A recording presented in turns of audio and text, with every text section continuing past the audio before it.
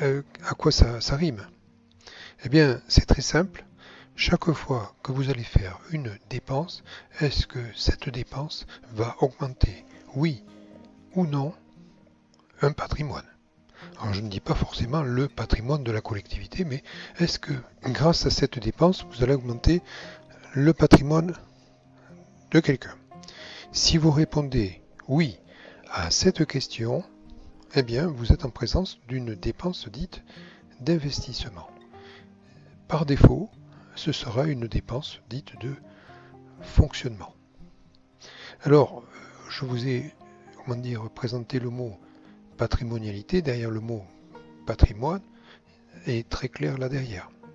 Alors, je rentre dans cette notion de patrimonialité et je vais essayer un petit peu de donner un peu des éléments qui caractérisent le patrimoine. Alors, je les cite les uns après les autres. Donc, le premier, vous le voyez comme moi, l'entité bénéficiera d'avantages économiques futurs. Donc, je vais en parler plus précisément.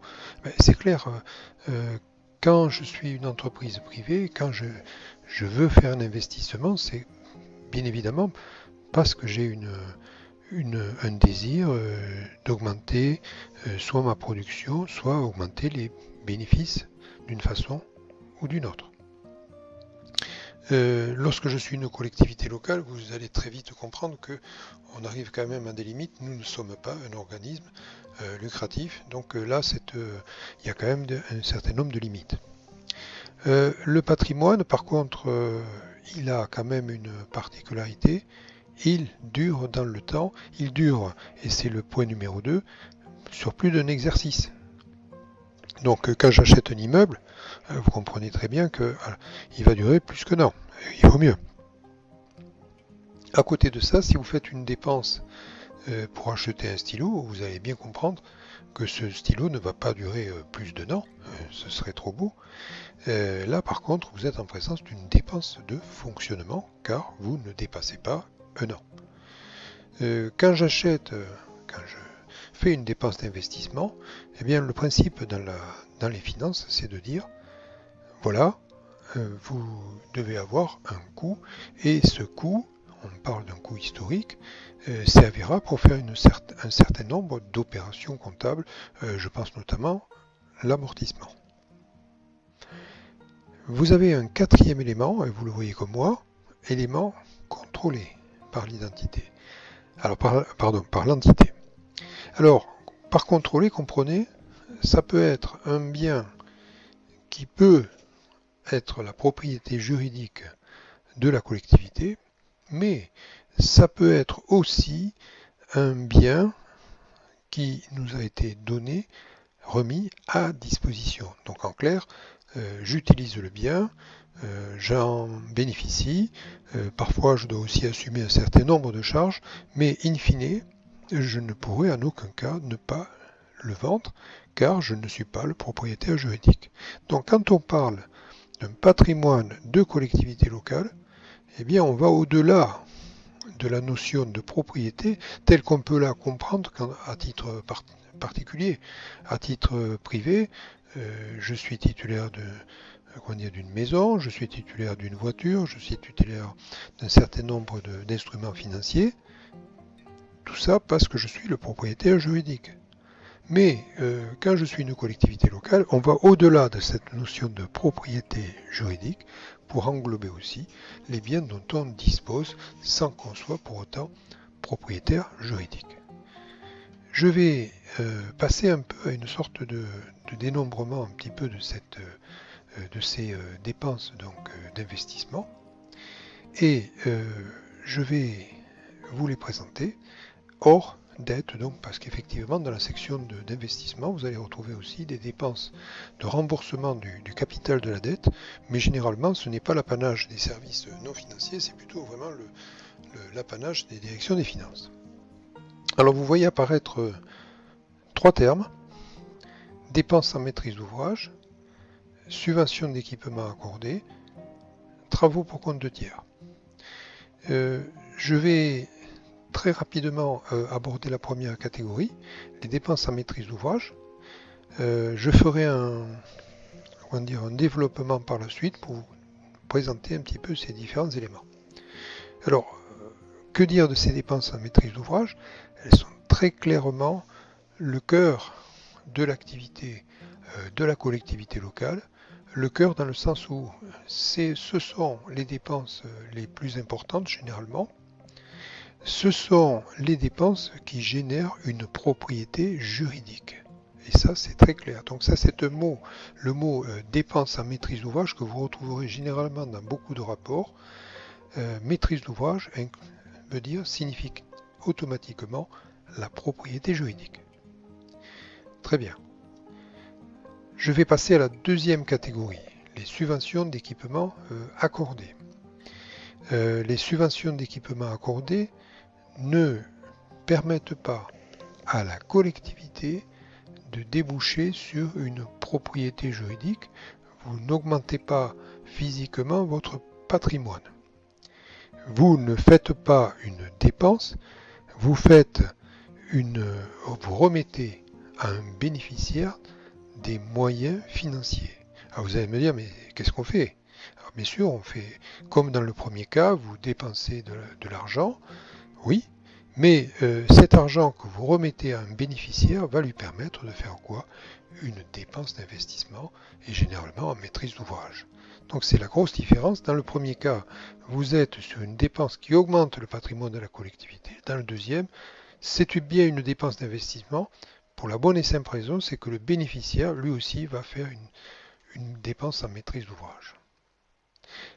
Troisième catégorie, travaux pour compte de tiers. Donc là, vous ne remettez pas des moyens financiers à quelqu'un, non. Vous n'allez pas non plus augmenter le patrimoine de la collectivité. Et ça, c'est le point commun avec le deuxième cas, c'est-à-dire la subvention d'équipement. Là aussi, vous n'allez pas augmenter un patrimoine en particulier. Alors, qu'est-ce que c'est que cette troisième catégorie? Les travaux pour compte de tiers. Vous faites des travaux, vous passez des marchés, vous faites tout ce qu'il faut. Et pour autant, à la sortie, vous ne serez pas le propriétaire juridique. Alors vous allez me dire, mais que sont ce genre de travaux? Je pense notamment à des travaux en matière de voirie. Moi, département, il peut m'arriver d'intervenir sur le patrimoine d'une autre collectivité. Si ça m'arrive, bon, ben, effectivement, ce sera la mairie qui deviendra propriétaire de ces travaux. Ça peut arriver aussi en sens inverse. Une commune vient faire des travaux sur la voirie départementale. Ce sont des travaux pour compte de tiers pour la commune, et qui c'est qui va enrichir son patrimoine? Ce sera le département. Alors, ces trois types de dépenses ayant été distingués, je vais rentrer dans le détail de la première catégorie, c'est-à-dire donc ces dépenses en maîtrise d'ouvrage. Alors, j'y vais. Vous voyez apparaître trois catégories. Je vais les aborder successivement. Je vais commencer donc par les investissements par nature, puis après je déboucherai sur les investissements par destination, et enfin la dernière catégorie des dépenses en maîtrise d'ouvrage, les autres investissements, parce que je n'ai pas trouvé une meilleure définition. Investissement par nature, j'y vais. Alors, investissement par nature, comprenez, c'est physique. Je fais cette dépense-là, physiquement, ça va se voir. J'achète une voiture, c'est un investissement par nature. Donc si j'avais déjà une première voiture, si j'en achète une deuxième, ça fera donc 2 dans mon inventaire, c'est très clair. Dans cette catégorie d'investissement par nature, et vous le voyez dans ce tableau, j'ai compris d'abord les immeubles, et donc vous devez le comprendre que c'est un investissement dès le premier euro. Et j'ai compris une deuxième catégorie, les meubles. Alors vous allez me dire, tiens, bizarre, avec ça je ne suis pas très avancé. Je ne vois pas qu'est-ce que c'est comme dépense. Et vous avez raison. Cette présentation est assez juridique, car notre mode d'exercice en matière de patrimonialité, c'est un exercice qui est piloté par le Code civil. Alors c'est très binaire, tout ce qui n'est pas un immeuble, c'est un meuble. Alors vous allez me dire, avec ça je ne suis pas du tout avancé. Alors, pour venir à notre secours, vous allez avoir une circulaire, la circulaire du 26 février 2002. D'ailleurs, je vous invite à regarder en dessous de cette vidéo, dans la partie donc, des boîtes de renseignements, vous trouverez le lien hypertexte de cette circulaire du 26 février 2002. Alors, j'ai fait en sorte de distinguer 3 cas de figure que vous verrez dans ces 3 bulles consécutives. Premier cas de figure, le bien que vous achetez figure dans la liste qui est greffée à cette circulaire du 26 février 2002. Bon, ben c'est très bien, vous avez affaire à un investissement. Alors exemple, j'achète une tringle à rideau, je cherche le nom de tringle à rideau dans cette liste, je la trouve, donc effectivement cette tringle à rideau sera donc un investissement. Deuxième cas de figure, j'ai beau chercher le nom de la tringle à rideau dans cette liste, je ne la trouve pas, mais le prix unitaire de cette tringle à rideau est bien supérieur à 500 € TTC, je précise bien. Alors, TTC pourquoi? Généralement, nous évoluons dans des budgets qui ne sont pas soumis à TVA. Donc, ce sera le prix qui sera retenu par cette circulaire. Alors, bon, très bien. Si vous remplissez ces deux conditions, vous êtes en présence aussi d'une dépense d'investissement. Alors on est bien d'accord, faut-il que le bien dépasse un an, qu'il ne soit pas un stylo ou comme ça. Troisième cas de figure. Si dans les deux premiers cas, vous étiez sur des dépenses qui génèrent une dépense d'investissement, il peut arriver que le bien, vous ne le trouviez toujours pas et que sa valeur unitaire soit inférieure à 500 € TTC. Dans ce cas-là, vous êtes en présence non pas d'une dépense d'investissement, mais vous êtes en présence d'une dépense de fonctionnement. Donc ça, c'est le principe. Alors, très souvent, nous sommes en présence d'une collectivité qui n'a pas pris une délibération spécifique pour dire si je suis dans ce troisième cas, je considère que tel bien c'est un investissement. Donc il faut prendre une délibération annuelle, je dis bien annuelle, pour considérer que dans ce troisième cas, on est en présence d'une dépense d'investissement et non pas d'une charge. Donc voilà, pour cette première catégorie de dépenses en maîtrise d'ouvrage, donc les investissements par nature. Je vais passer à la deuxième catégorie, donc les investissements par destination. Alors vous allez me dire, bon, j'ai bien compris les investissements par nature, qu'est-ce qu'on va trouver dans cette catégorie-là? Alors, ce ne sont pas des dépenses qui vont générer un plus physique dans votre inventaire. Pas du tout. C'est une autre logique. Vous devez avoir une catégorie de dépenses qui ont un de ces trois objectifs que vous voyez dans ces bulles. Je vais commencer avec la première bulle. Donc si vous faites une dépense qui vise à diminuer les charges, alors par exemple, vous achetez de la laine de verre, et vous le posez dans un immeuble. Vous la posez dans un immeuble, pardon.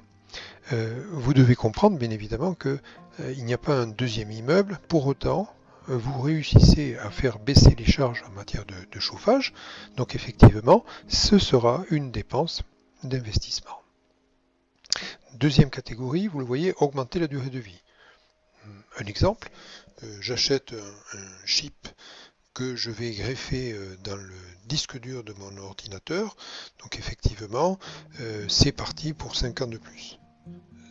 L'achat de ce chip est un investissement. Troisième catégorie, augmenter la production, toujours pareil, j'achète un chip et la puissance qui va être générée auprès de cet ordinateur fera que je passerai de 1000 à 3000 cartes électorales et donc effectivement j'augmente la production. Bien, là aussi ce sera un investissement. Alors bien sûr mes exemples sont parfois farfelus, mais c'est juste pour illustrer un peu le propos de ce type de dépenses d'investissement par destination. Alors, je vais passer enfin à l'ultime catégorie, les autres investissements. Alors, j'avais du mal à le classer et j'ai essayé quand même de regrouper ces deux types de dépenses qui sont vraiment distincts. Je veux parler des plantations, je veux parler des bibliothèques.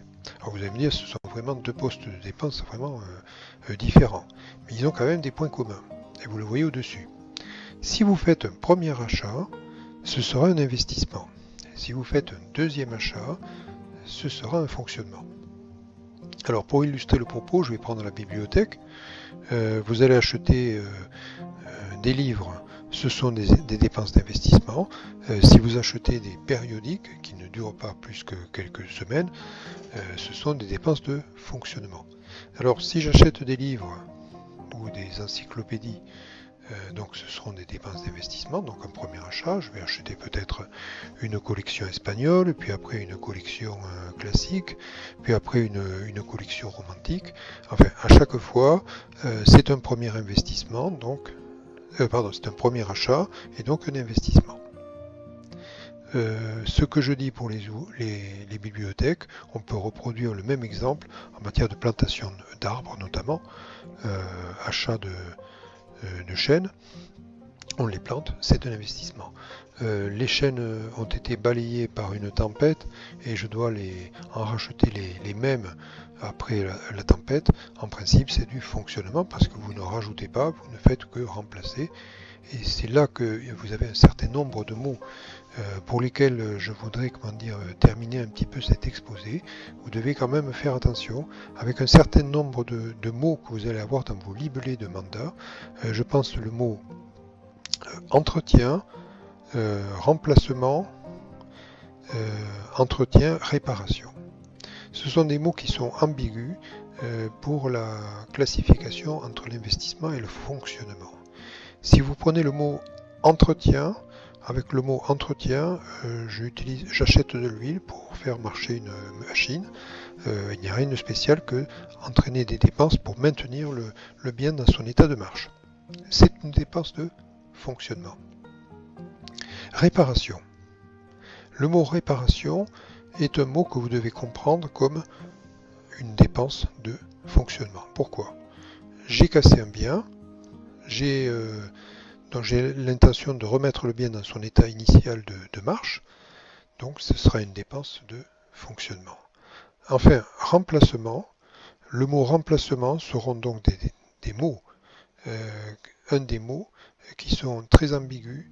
Le mot remplacement, généralement, c'est du fonctionnement, sauf si vous arrivez à prouver que vous faites plus moderne, ou vous allez générer des durées de vie plus longues, vous faites des économies, donc vous vous rapprochez d'une dépense par destination que je vous avais présenté tout à l'heure.